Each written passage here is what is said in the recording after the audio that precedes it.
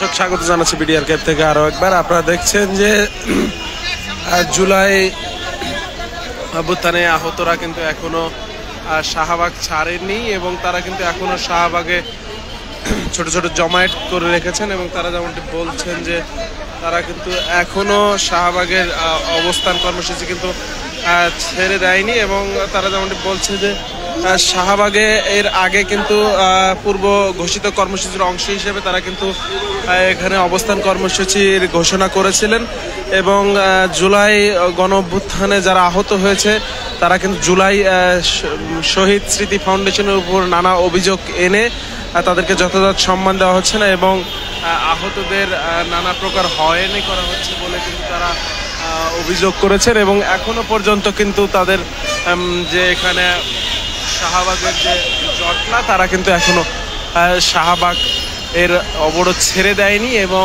যেমনটি দেখছেন তারা কিন্তু এখানে নানা ধরনের জটলা তৈরি করছেন এবং তারা কিন্তু এখানে বিভিন্ন ধরনের পরামর্শ করছেন পরবর্তী কর্মসূচি কি হবে সেটি নিয়ে।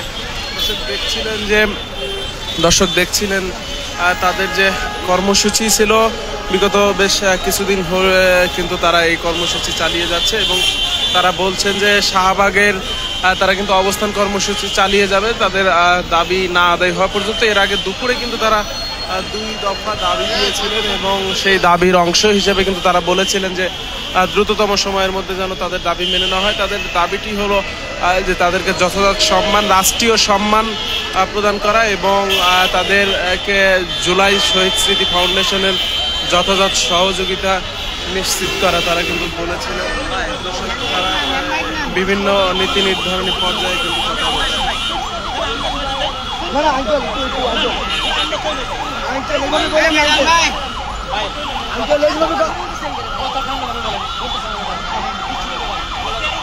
এখনো কিন্তু শাহবাগের যে অবস্থান কর্মসূচি সেটি কিন্তু চালিয়ে যাচ্ছেন এবং দেখছেন তাদেরকে কেন্দ্র করে কিন্তু পুলিশের তাদের এই অবস্থানের কেন্দ্র করে কিন্তু পুলিশের যত উপস্থিতি কিন্তু লক্ষ্য করা গিয়েছে।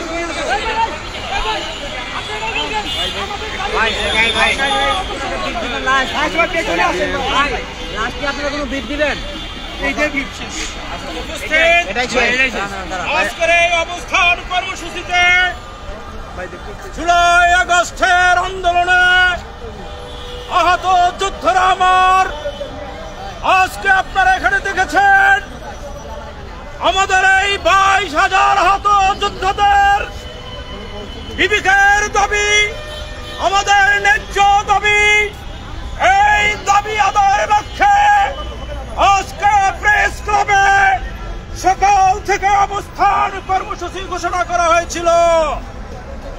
কিন্তু দুঃখের বিষয় আজকে জুলাই আগস্টের আন্দোলনে এই আহত যোদ্ধাদের রক্তের বিনিময়ে আজকে এই অন্তর্বর্তীকালীন সরকারের যারা কর্তৃপক্ষ রয়েছেন আজকে এই অবস্থান কর্মসূচিতে সরকারের কোন প্রতিনিধি এসে যোগাযোগ করার প্রয়োজন মনে করে নাই।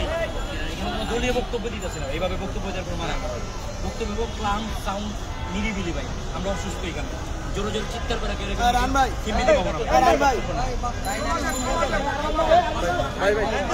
দলীয় বক্তব্য না ভাই, আপনারা বুঝতেছেন না।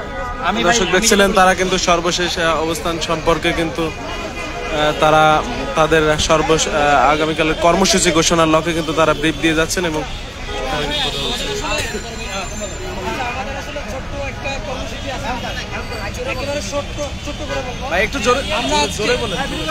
আমরা আজকে সকাল থেকে এখানে অবস্থান কর্মসূচি করেছি।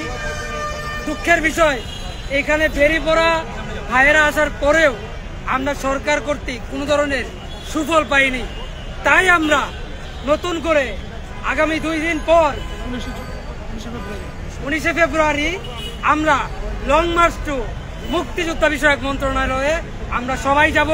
সারা বাংলাদেশ থেকে যত আহত ভাইয়েরা আছে সবাই এই লং মার্চ টু মুক্তিযোদ্ধা বিষয়ক মন্ত্রণালয় এটাতে যুক্ত হবে। টাইমটা হবে সকাল 10টায়। আমরা শাহবাগ থেকে আমরা মুক্তিযোদ্ধা বিষয়ক মন্ত্রণালয়ের দিকে যাব।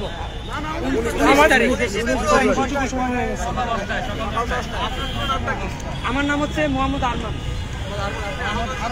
আমি আহত হয়েছি হাজীগঞ্জ চাঁদপুরে। আমার বাসা হচ্ছে উত্তরায়, তখন আমি ওইখানে আন্দোলনে ছিলাম। ঠিক আছে, আর কোনো প্রশ্ন আছে? আর কারো কোনো প্রশ্ন আছে? সবাইকে আসার জন্য আমন্ত্রণ রইল। আমরা শাহবাগ থেকে মুক্তিযুদ্ধ 19 তারিখ লং মার্চ করবে। আমরা এই প্রেস রিলিজের মাধ্যমে সারা দেশের আহতদেরকে আহ্বান করছি, যারা এই ক্যাটাগরি বৈষম্য থেকে মুক্তি পেতে চায় তারা যেন 10টার পূর্বেই শাহবাগে এসে অবস্থান নেয়। আমরা একত্রিত হয়ে শাহবাগ থেকে 10টায় রওনা দিব মুক্তিযুদ্ধ বিষয়ক মন্ত্রণালয়ের উদ্দেশ্যে। এটাই আমাদের কর্মসূচি। আগামীকাল না, আগামী 19শে জুলাই। 19শে জুলাই না, সরি, 19শে ফেব্রুয়ারি। 19শে ফেব্রুয়ারি সকাল 10টায় আমাদের কর্মসূচি মুক্তিযুদ্ধ বিষয়ক মন্ত্রণালয়ে লং মার্চ। এবং আমরা এই লং মার্চে সারা দেশের সকল আহত ভাইদেরকে যারা বৈষম্য থেকে মুক্তি পেতে চায় তাদেরকে আহ্বান করি যে আমাদের এই লং মার্চে আপনারা যুক্ত হন এবং আমাদের যে 3টি বেসিক দাবি সেগুলো আদায়ে সহযোগিতা করুন। ধন্যবাদ। দর্শক শুনছিলেন, আগামী 19শে ফেব্রুয়ারি কিন্তু তারা লং মার্চ টু মুক্তিযোদ্ধা বিষয়ক মন্ত্রণালয় কিন্তু আগামী 19শে ফেব্রুয়ারি তারা লং মার্চের ঘোষণা দিয়েছেন। যারা আহতদের এ এবং বি ক্যাটাগরির বৈষম্য দূর করতে চান তাদেরকে নিয়ে কিন্তু লং মার্চের ঘোষণা দিয়েছেন জুলাইয়ের আহত যোদ্ধারা। দর্শক, এই ছিল শাহবাগ থেকে আমার কাছে সর্বশেষ।